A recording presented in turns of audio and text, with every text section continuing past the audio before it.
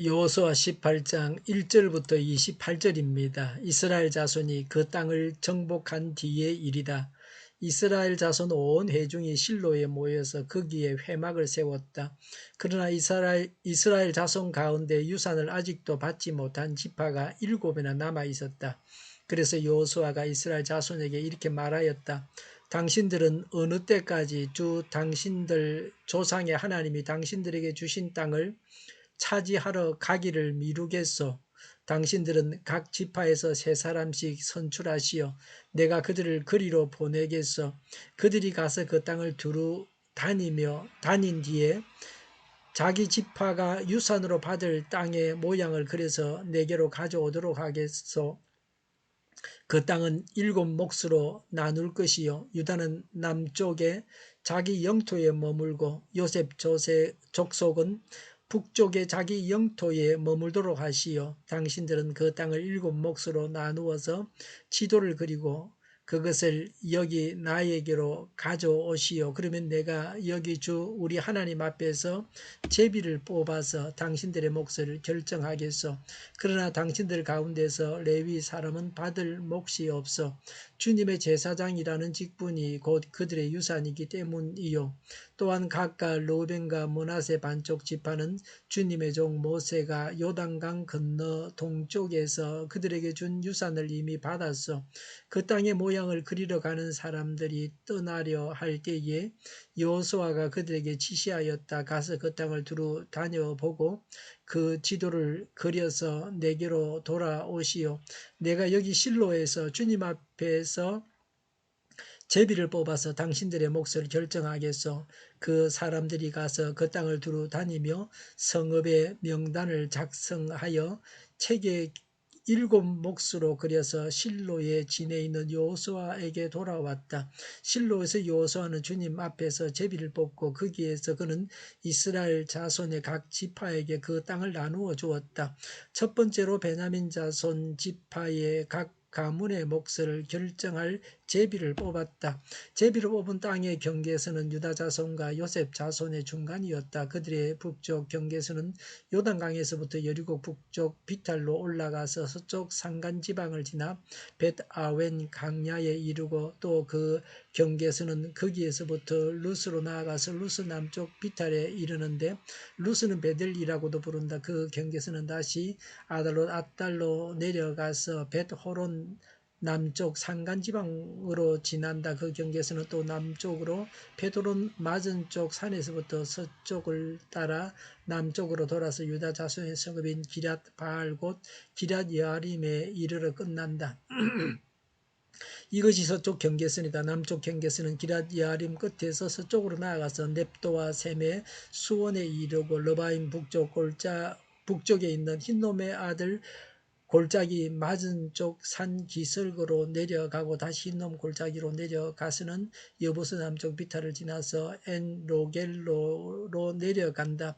그 경계선은 다시 북쪽으로 나아가 엔세메스에 이르고 아둠민 비탈 맞은 편에 글린로세로 나아간 다음에 르우벤의 아들 보한의 돌까지 내려간다. 이어서 북쪽으로 아라바 맞은 쪽에 비탈까지 내려가 아라바에 이른다. 다시 북쪽으로 베토글라 비탈을 지나 요단강 남쪽 끝 곧 요단강 물을 끌어들이는 사해 북쪽 어귀가 그 경계선의 끝이다.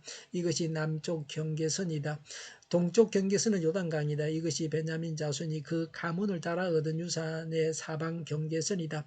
베냐민 자손의 지파가 그들의 가문을 따라 차지한 성읍은 여리고와 베토글라와 에메크시스와 벳아라바와 스마라임과 베델과 아윈과 바라와 오브라와 그발 암모니와 오브니와 게바 이렇게 12성읍과 그 주변 마을들 또 기브온과 라마와 부엘롯과 미스바와 그비라와 모사와 레겜과 이르브엘과 다랄라와 셀라와 엘렙과 여부스 곧 예루살렘과 기부앗과 기럇 이렇게 14성읍과 그 주변 마을들이다. 이것이 베냐민 자손이 그 가문을 따라 얻은 유산이다. 아멘. 1절에 이스라엘 자손이 그 땅을 정복한 후에 온 회중이 실로에 모여 회막을 세웠습니다. 길갈에 있었던 본부를 실로로 옮겼습니다. 정치, 군사, 종교적 실무가 실로에서 행사되었습니다. 실로는 예루살렘 북쪽 30km에 있는 에브라임의 성읍입니다. 전국에서 사람들이 모이기 쉬운 곳이었습니다. 신명기 12장에 규정된 중앙 성소로서 적합한 곳이었습니다. 사무엘 시대까지 이스라엘의 중심지가 되었습니다. 실로는 사사시대에 매년 여호와의 절기를 지켰던 성지였습니다. 블레셋에게 법궤를 빼앗길 때까지 중앙성소였습니다. 실로는 주전 1050년경 블레셋에 의해서 파괴되었습니다. 후대에 가서 중심지가 예루살렘으로 옮겨지게 됩니다. 우리나라도 교회의 중심지가 평양에서 서울로 바뀌었습니다. 여호수아는 실로에 회막을 세우고 하나님께 예배함으로 백성들에게 하나님과의 언약을 다시 한번 강조하고 나머지 땅도 약속의 땅임을 상기시켜서 기업 분배가 새로운 기회를 만들고자 했습니다. 기업 분배에 새로운 기회를 만들고자 했습니다. 기업 분배의 의미는 단순히 각 지파의 몫을 나누는 데 있지 않습니다. 기업 분배의 의미는 첫 번째 하나님의 언약의 성취입니다. 두 번째는 하나님께서 직접 다스리시는 하나님 나라를 건설하는 것. 성도들의 삶은 이 땅에서 하나님 나라를 건설하는 것입니다.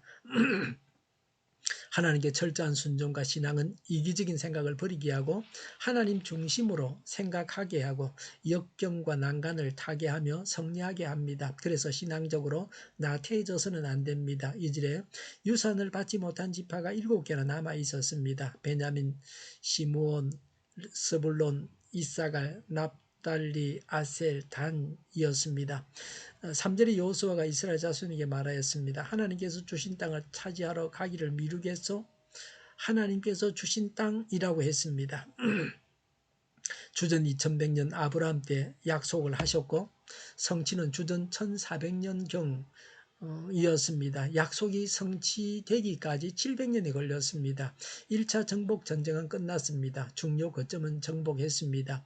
지파별로 정복을 해야 하는데 땅을 분배하지도 않고 정복 전쟁도 미루고 있었습니다. 그 이유가 무엇입니까?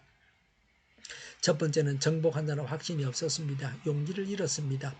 가나안을 정복하겠다는 적극적인 자세가 없었습니다. 하나님을 절대적으로 신뢰하지 못해서 생긴 것이었습니다. 두 번째는 일하기가 싫어서 게으름을 피우고 있었습니다. 마태복음 25장 25절에 한 달란트 받은 종과 같습니다. 성도는 주어진 일을 적극적으로 열심히 해야 합니다. 세 번째는 좋은 땅은 이미 다 분배되어졌습니다. 남은 땅들은 척박한 땅들이었기 때문에 정복하려고 하지 않았습니다. 네 번째는 요셉 지파가 더 많은 땅을 요구함으로 기업 분배에 소극적이 되었습니다. 4절에 각 지파 땅이라는 말은 땅을 분배받지 못한 7개 지파를 말합니다. 각 지파에서 3명씩을 선출했습니다. 3명씩 선정한 것은 공명정대한 지도를 그리기 위함이었습니다. 4절에 유산으로 받을 땅의 모양을 그려서 가져와라고 했습니다. 분배지를 나누기 위한 지적도입니다. 5절에 그 땅은 7몫으로 나눕니다. 9절과 10절에 그려온 것을 가지고 땅을 나누어 주었습니다. 6절에 하나님 앞에서 제비를 뽑아서 결정했습니다. 6절에 하나님 앞에서라고 했는데 땅을 나누는 주체는 하나님이십니다. 10절에 주님 앞에서 제비를 뽑아 땅을 나누었습니다.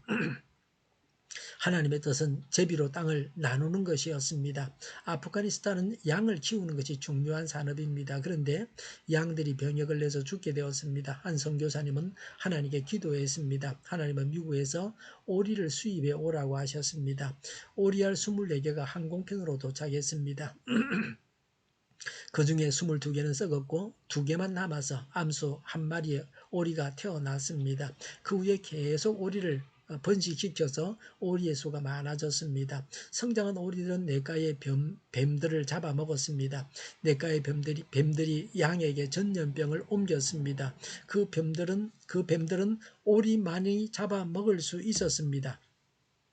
그 후로 양들은 건강하게 잘 자랐습니다. 그 일로 그 선교사는 왕으로부터 상을 받았습니다. 하나님의 뜻을 따라야 합니다. 그래야 이 땅에서도 잘 살 수 있습니다.